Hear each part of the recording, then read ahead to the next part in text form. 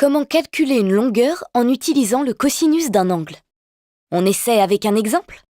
On considère un triangle ABC, rectangle en A, tel que le côté BC mesure 8 cm et l'angle ACB mesure 30 degrés. Quelle est la longueur du côté AC? Pour répondre à cette question, on va utiliser le cosinus de l'angle ACB. En effet, on cherche à déterminer la longueur du côté AC, qui est adjacent à l'angle dont la mesure est donnée dans l'énoncé, et on connaît la longueur de l'hypoténuse. On sait que le triangle ABC est rectangle en A.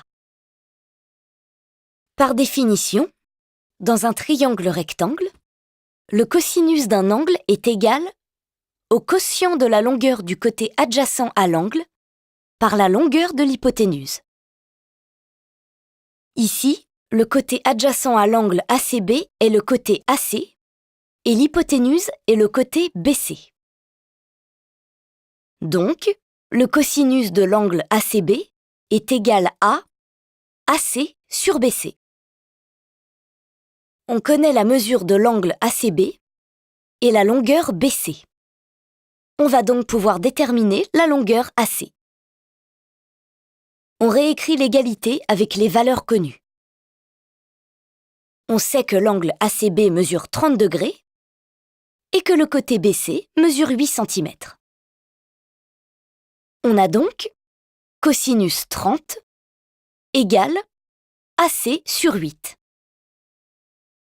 En multipliant par 8 les deux membres de l'égalité, on obtient AC égale 8 fois cosinus 30. Pour calculer le cosinus de 30 degrés, on utilise la touche cos de la calculatrice. On trouve que le cosinus de 30 degrés est environ égal à 0,87. Donc, AC mesure environ 8 fois 0,87, soit 6,9. Le côté AC mesure environ 6,9 cm. Voilà, maintenant tu sais déterminer la longueur d'un côté d'un triangle rectangle en utilisant le cosinus d'un angle.